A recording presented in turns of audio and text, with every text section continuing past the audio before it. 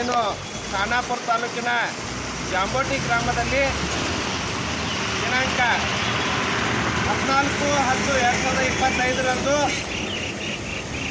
ಖಾನಾಪುರದಿಂದ ಗೋವಾ ಮಾರ್ಗವಾಗಿ ಪ್ರಯಾಣಿಸುತ್ತಿರುವ ಯಾರೋ ಕಿಡಿಗೇಡಿಗಳು ಏನು ಸ್ಥಳೀಯರು ಇನ್ನೂ ಅನುಮಾನಾಸ್ಪದದಲ್ಲಿ ವಿಷಯ ಇರೋದರಿಂದ ಡಾಕ್ಟರ್ ಬಾಬಾ ಸಾಹೇಬ್ ಅಂಬೇಡ್ಕರ್ ಅವರ ಭಾವಚಿತ್ರ ಇರತಕ್ಕಂಥ ಒಂದು ಧ್ವಜವನ್ನು ಈ ಒಂದು ವೃತ್ತದಲ್ಲಿ ಕಟ್ಟಿರೋದನ್ನು ಸಹಿಸಲಾರದೆ ಕಿಡಿಗೇಡಿಗಳು ರಾತ್ರೋರಾತ್ರಿ ಧ್ವಜವನ್ನು ಧ್ವಂಸಗೊಳಿಸಿ ತಮ್ಮ ಪುಂಡಾಟಿಕೆಯನ್ನು ಮೆರೆದಿದ್ದಾರೆ.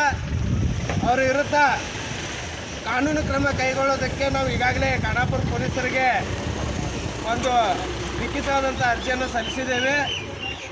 ಹಾಗೂ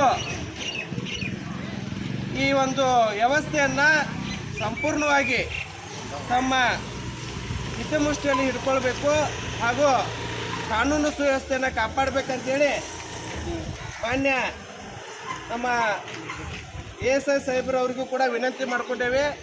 ಯಾವುದೇ ರೀತಿ ಅಹಿತಕರ ಘಟನೆ ಆಗದಂತೆ ಮುಂಬರುವ ದಿನದಲ್ಲಿ ಜಾಂಬೋಟಿ ಗ್ರಾಮದಲ್ಲಿ ಶಾಂತಿ ಸಹೋದರತೆ ಇರಬೇಕು.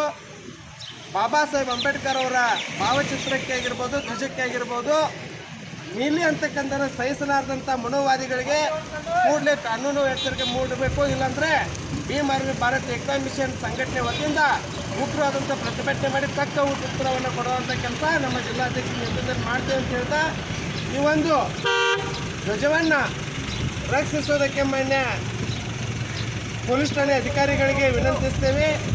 ಮುಂದೆ ಬಾಬಾ ಸಾಹೇಬ್ ಅಂಬೇಡ್ಕರ್ ಅವರ ವಿಚಾರ ಹಾಗೂ ಛತ್ರಪತಿ ಶಿವಾಜಿ ಮಹಾರಾಜ್ ಅವರ ಆದರ್ಶ ಈ ನೆಲದಲ್ಲಿ ಅಜರಾಮರವಾಗಿರಬೇಕು.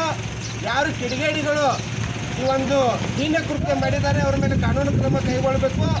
ಇಲ್ಲವಾದರೆ ಛತ್ರಪತಿ ಶಿವಾಜಿ ಮಹಾರಾಜರಾಗೆ ಅವರನ್ನು ಅಟ್ಟಾಡಿಸಿ ಸೆರೆ ರಾಜ್ಯದಿಂದ ಹೊರಗೋಡಿಸುವಂಥ ಕೆಲಸ ಮಾಡೋದಕ್ಕೆ ಭೀಮ್ ಆರ್ಮಿ ಸಂಘಟನೆ ಸದಾ ಸಿದ್ಧವಾಗಿರ್ತದೆ ಅಂತೇಳಿ ಈ ಮೂಲಕ ಎಚ್ಚರಿಸ್ತೇವೆ. ಜೈ ಭೀಮ್, ಜೈ ಭಾರತ್, ಜೈ ಜೈ.